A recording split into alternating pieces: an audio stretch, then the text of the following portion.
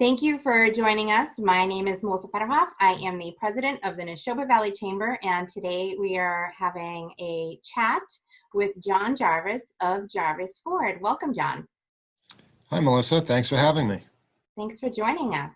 So Gervais Ford, not only has Gervais been a longtime member of and supporter of and board, we've had lots of board representation over the years, starting with your father and then your brother and now you. But Gervais has been an integral part of the Nashoba Valley community. When did we open? We talked about this recently. Yeah, the dealership, we've been a Ford store since 1975, and the dealership originally opened in June of 1961. So we're actually 59 years in business next month. Wow. Wow. And you have sister stores, if you will. We do. Locations. Yep, sorry. We have three stores in Lowell. We have Lincoln, Kia, and VW. And they're located right at the Cross Point Towers, right at Industrial Ave in Lowell, right off the Lowell connector. So almost any type of vehicle that you want, you just go to Gervais. Pretty much. I mean, those four brands for new, and then anything pre-owned for sure. Yeah. Now, I mean, I'm a tried and true Ford, Gervais Ford. I don't even know how many I've had. And of course, when you build great relationships with the great people in our local community, I can just text you and say, I want a new car. So, Melissa, if those that are watching this video think that you're just saying that and it's staged for this presentation, if they only knew how accurate that is. John, I think I'm ready for another one. Let's do it. Yep.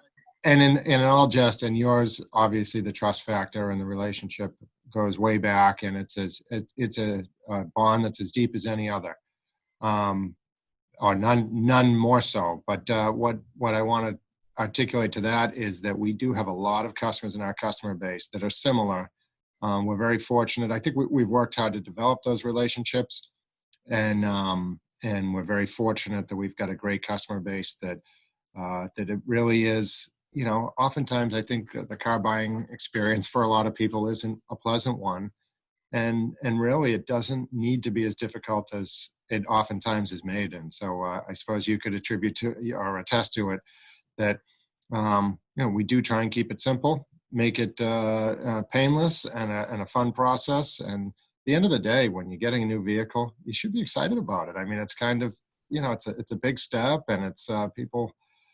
So somehow along the way, the business seems to have, almost like made that a difficult process between the financing and the different things. But at the end of the day, the relationships that we've built and the trust that we've built in our community, and that circles back to what you started out with the chamber. One of the wonderful things about the chamber is that community feel, and that we're able to forge relationships and ones that we have had for years and years, and that we certainly value. So we're lucky to be a part of the chamber. We're happy to contribute, and from that we've made a lot of friends, and also had a lot of great customer relationships too.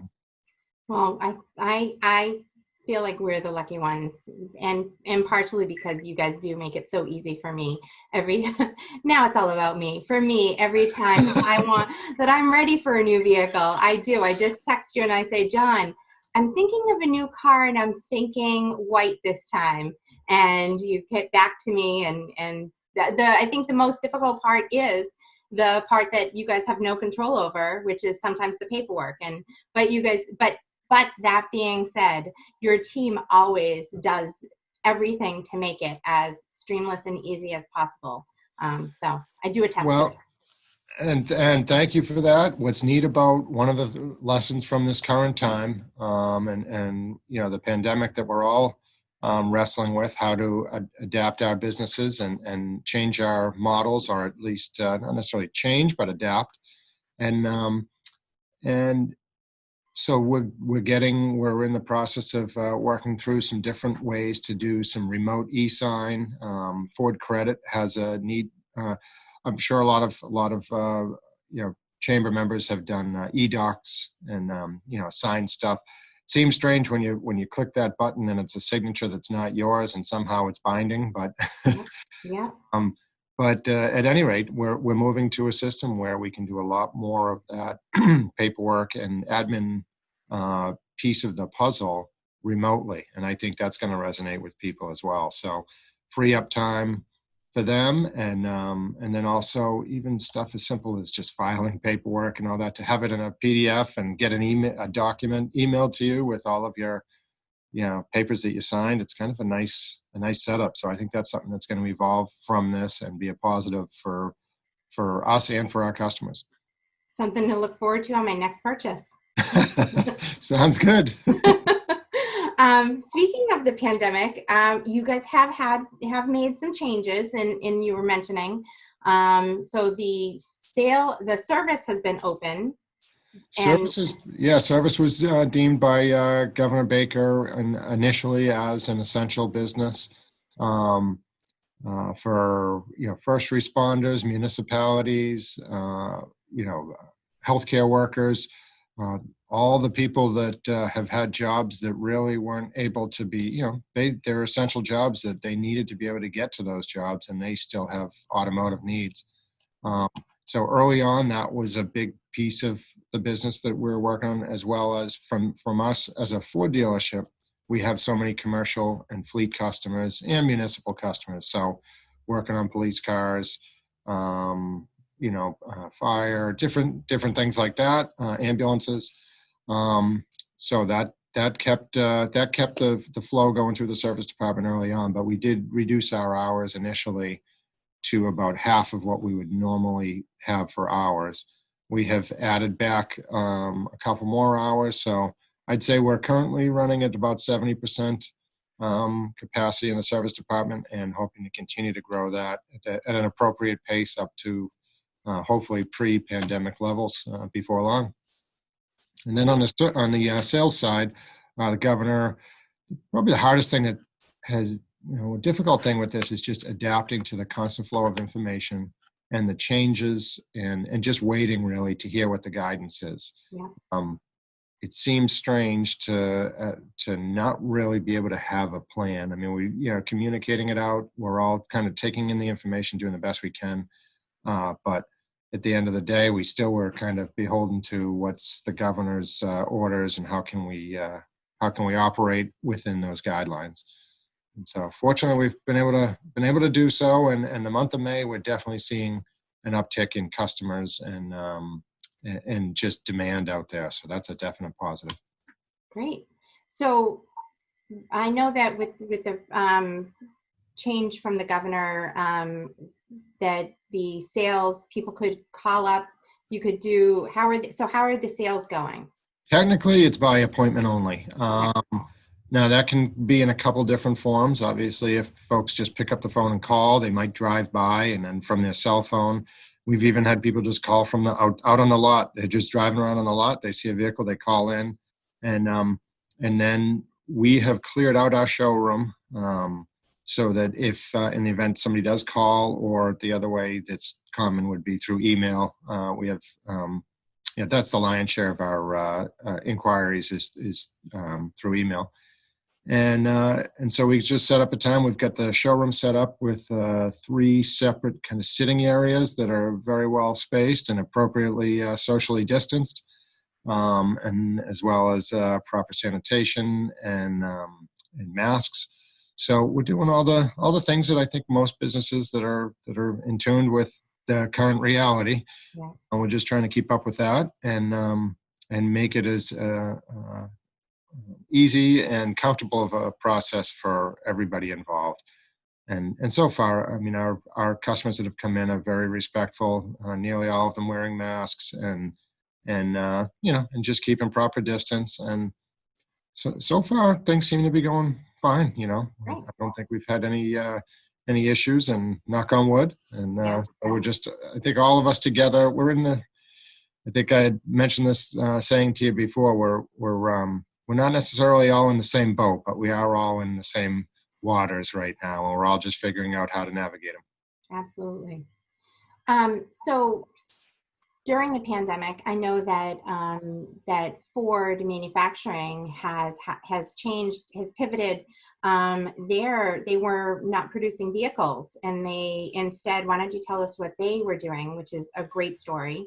Sure. They early on, I don't remember the exact date. We'll call it sometime in mid-March. They had to suspend production, and at that time they retooled, their factories. So early on, there were shortage of ventilators, shortage of personal protective equipment, and so Ford, utilizing their vast engineering talent, quickly pivoted from producing vehicles to producing parts for ventilators.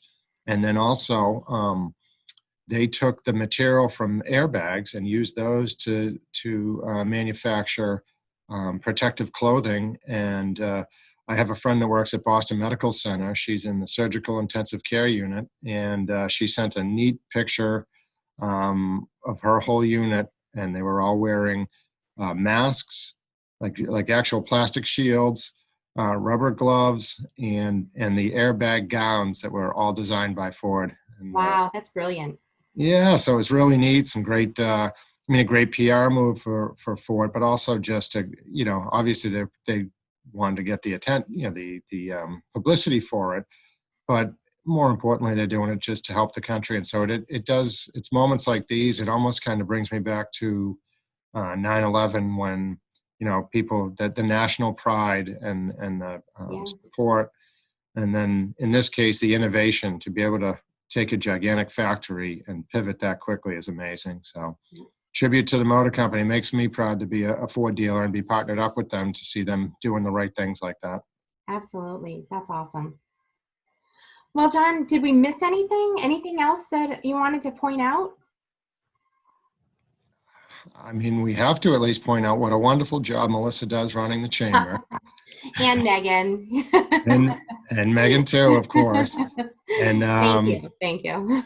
But yeah, we're again proud to be in the chamber. It's such a great group. It really does have that family feel, even for such a big organization, that you keep that family feel, but keep continuing to reach it out to a wider audience. But no, we try, and really, I attribute I love what, obviously I've been here for 18 years now.